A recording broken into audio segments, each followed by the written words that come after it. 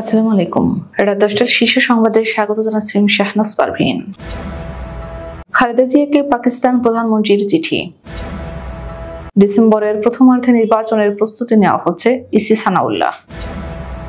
সংস্কার যত বেশি দীর্ঘায়িত হবে, দেশ তত বেশি সংকটে পড়বে, তারেক রহমান। জানা গেল বাংলাদেশের রোজা শুরুর সম্ভাব্য তারিখ। তিতুমির কলেজকে বিশেষ সুবিধা দেওয়ার সুযোগ নেই, শিক্ষা উপদেষ্টা। শাহজাহান খান ও স্ত্রী সন্তানের নামে 3 মামলার সিদ্ধান্ত। আওয়ামী পুনর্বাসনে ফ্যাসিস্ট আমলা মিডিয়া সমন্বিতভাবে কাজ করছে, হাসনাত। 12 কেজির এলপিজির দাম বাড়ল 19 টাকা। গণ অভ্যুত্থানে আহতদের আজীবন চিকিৎসা সহ ভাতা দেবে সরকার, মুক্তিযুদ্ধ উপদেষ্টা। বিদেশগামীদের জন্য প্রবাসী মন্ত্রণালয়ের সতর্কবার্তা। পুলিশের কাছ থেকে আওয়ামী লীগ সভাপতিকে ছিনতাই। ঘন কুয়াশা ও শৈত্যপ্রবাহ বয়ে যেতে পারে ফেব্রুয়ারির প্রথমার্ধে। শুনছিলেন শিরোনাম, এবার বিস্তারিত। বিএনপি চেয়ারপারসন খালেদা জিয়াকে শুভেচ্ছা জানিয়ে চিঠি দিয়েছেন পাকিস্তানের প্রধানমন্ত্রী শেহবাজ শরীফ। চিঠিতে খালেদা জিয়ার সুস্থতা কামনা করেছেন তিনি। রোববার গণমাধ্যমে এ তথ্য জানান বিএনপির মিডিয়া সেলের সদস্য শায়রুল কবির খান। এদিন বিকেলে পাকিস্তান দূতাবাস থেকে বিএনপি চেয়ারপারসনের কার্যালয়ে চিঠিটি পাঠানো হয়েছে বলে জানান শায়রুল কবির খান। চিঠিতে খালেদা জিয়ার উদ্দেশ্যে 31 জানুয়ারি শেহবাজ শরীফ লিখেছেন, আমি আপনার স্বাস্থ্য সমস্যা সম্পর্কে জানতে পেরে উদ্বিগ্ন। সুস্থতা কামনা করে তিনি লিখেছেন, আমি আপনার সুস্বাস্থ্য এবং মঙ্গল কামনা করি। সর্বশক্তিমান আল্লাহ আপনাকে সব অসুস্থতা থেকে রক্ষা করুন এবং সুস্থতা দান করুন। পাকিস্তান বিএনপির চেয়ারপারসন তার পরিবার এবং দলের সমর্থকদের সঙ্গে আছে বলেও আশ্বস্ত করেন শেহবাজ। নির্বাচন কমিশনার ব্রিগেডিয়ার জেনারেল অবসরপ্রাপ্ত আবুল ফজল মোহাম্মদ সানাউল্লাহ বলেছেন, প্রধান উপদেষ্টার বক্তব্যকে ধারণ করে ডিসেম্বরের প্রথমার্ধে নির্বাচনের প্রস্তুতি নেওয়া হচ্ছে। এখন কবে নির্বাচন অনুষ্ঠিত হবে এটি রাজনৈতিক ঐকমত্যের বিষয়। রবিবার বিকেলে নাটোর জেলা প্রশাসকের সম্মেলন কক্ষে আয়োজিত মতবিনিময় সভায় প্রধান অতিথির বক্তব্যে তিনি এসব কথা বলেন। আবুল ফজল মোহাম্মদ সানাউল্লাহ বলেন, আপনারা জানেন প্রধান উপদেষ্টা বলেছেন সব সংস্কার প্রস্তাব হওয়ার পরে একটি ঐকমত্য কমিশন গঠন করা হবে। সেই কমিশনের প্রধান হবেন প্রধান উপদেষ্টা। সেই কমিশনে অগ্রাধিকার ভিত্তিতে নির্বাচন সংক্রান্ত যে বিষয়গুলো সামনে আসবে সেগুলো আমাদের দেওয়া। সেগুলো নিয়ে আমাদের নির্বাচন আয়োজনের কার্যক্রম শুরু হবে। সংস্কার প্রস্তাবের আলাপ আলোচনা যত বেশি দীর্ঘায়িত হবে, দেশ তত বেশি সংকটে পড়বে বলে আশঙ্কা প্রকাশ করেছেন বিএনপির ভারপ্রাপ্ত চেয়ারম্যান তারেক রহমান। তিনি বলেন, যদি সংস্কারের আলোচনা দীর্ঘ থেকে দীর্ঘতর করতে থাকে তাহলে যে স্বৈরাচারকে বাংলাদেশের দল মত নির্বিশেষে শ্রেণী পেশার সব মানুষ এদেশ থেকে বিতাড়িত করেছে, সেই স্বৈরাচার সুযোগ পেয়ে যাবে। তারা আবার দেশের মানুষের কাঁধে চেপে বসবে।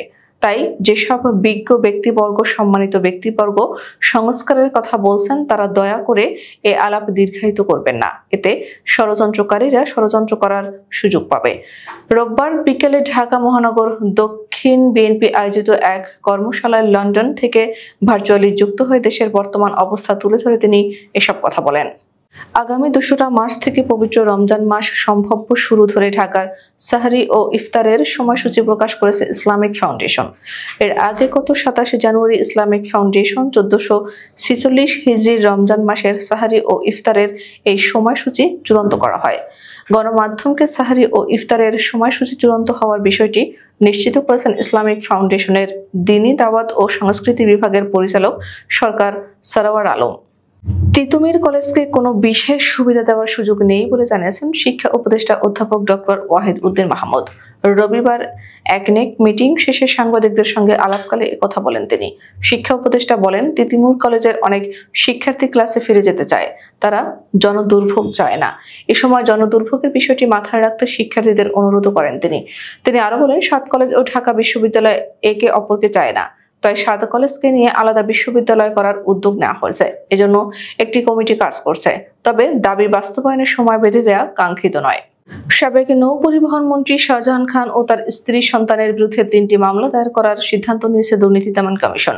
রোববার দুদক 3টি মামলার অনুমোদন দেয় বলে জানিয়েছেন দুদকের মহাপরিচালক মোহাম্মদ আক্তার হোসেন। তাদের বিরুদ্ধে জ্ঞাত আয় বহির্ভূত সম্পদ অর্জন ছাড়াও বিপুল পরিমাণ অর্থ মানি লন্ডারিং করার অভিযোগ রয়েছে। দুদক মহাপরিচালক মোহাম্মদ আক্তার হোসেন জানান, সাবেক নৌ পরিবহন মন্ত্রী ও মাদারীপুর 2 আসনের সাবেক সংসদ সদস্য শাহজাহান খান ক্ষমতার অপব্যবহার করে জ্ঞাত আয় বহির্ভূত 11 কোটি 36,51,555 টাকার সম্পদ ভোগ দখলে রেখেছেন। এছাড়াও তার নিজের নামে এবং ব্যবসায়িক প্রতিষ্ঠানের নামে 9টি ব্যাংক হিসাবের মাধ্যমে 86,69,32,769 টাকার সন্দেহজনক ও অস্বাভাবিক লেনদেন করেছেন। বর্তমান আমলা ও মিডিয়া আওয়ামী অপরাধের বৈধতা উৎপাদনে সমন্বিতভাবে কাজ করছে বলে মন্তব্য করেছেন বৈষম্য বিরোধী ছাত্র আন্দোলনের আহ্বায়ক হাসনাত আব্দুল্লাহ।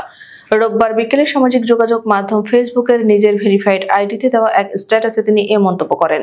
পোস্টে হাসনাত আব্দুল্লাহ লিখেন, যেসব আমলারা 1.5 যুগেরও বেশি সময় ধরে আওয়ামী লীগের ফ্যাসিস্ট হওয়ার পথ প্রশস্ত করেছে, যেসব মিডিয়া এই দীর্ঘ লড়াইয়ে সংগ্রামী জনগণকে জঙ্গি ট্যাগ দিয়েছে, আজ তারা আওয়ামী পুনর্বাসনের জন্য উঠে পড়ে লেগেছে। চলতি মাসের জন্য ভোক্তা পর্যায়ে এলপি গ্যাসের নতুন মূল্য নির্ধারণ করা হয়েছে। 12 কেজির প্রতি সিলিন্ডারের দাম 19 টাকা বেড়েছে। এতে চলতি মাসের জন্য এলপিজির 12 কেজির প্রতি সিলিন্ডারের দাম দাঁড়িয়েছে 1,478 টাকা। এতদিন যা ছিল 1,459 টাকা। রোববার নতুন এই মূল্যের ঘোষণা দেয় বাংলাদেশ এনার্জি রেগুলেটর কমিশন, যা আজ সন্ধ্যা থেকে কার্যকর হবে। এছাড়া প্রতি লিটার অটো গ্যাসের দাম 89 পয়সা বাড়িয়ে 67 টাকা 74 পয়সায় নির্ধারণ করা হয়েছে। এর আগে গত মাসের শুরুতে জানুয়ারি মাসের জন্য অপরিবর্তিত রাখা হয়েছিল এলপিজির দাম। তবে গত 14 জানুয়ারি ওই মাসের জন্য 12 কেজি সিলিন্ডারের দাম 4 টাকা বাড়িয়ে 1,459 টাকা পূর্ণ নির্ধারণ করা হয়। জুলাই গণ অভ্যুত্থানে আহতদের আজীবন চিকিৎসা সহ অন্যান্য ভাতা দেওয়ার বিষয়টি বিবেচনা করা হচ্ছে বলে জানিয়েছেন মুক্তিযুদ্ধ বিষয়ক মন্ত্রণালয়ের উপদেষ্টা ফারুক ই আজম। রোববার সচিবালয়ে গণ অভ্যুত্থানে আহত নিহতদের সহায়তা নিয়ে এক বৈঠক শেষে সাংবাদিকদের এই কথা জানান উপদেষ্টা ফারুক ই আজম। বলেন, গণ অভ্যুত্থানে যারা আহত হয়েছেন, যারা নিহত হয়েছেন, তাদের পরিবারের প্রতি অন্তর্বর্তীকালীন সরকার অতি বেশি সহানুভূতি প্রবণ। তাদের বিষয়টি নিয়ে অতি গুরুত্ব দিয়ে সরকার কাজ করছে। বিদেশে যেতে ইচ্ছুক নাগরিকদের দালাল চক্রের খপ্পর থেকে বাঁচতে সতর্ক করেছে প্রবাসী কল্যাণ ও বৈদেশিক কর্মসংস্থান মন্ত্রণালয়। রোববার মন্ত্রণালয়ের কর্মসংস্থান 3 শাখা থেকে এক সতর্ক বার্তায় বিদেশগামী নাগরিকদের কয়েকটি বিষয়ে সজাগ দৃষ্টি রাখার আহ্বান জানানো হয়েছে।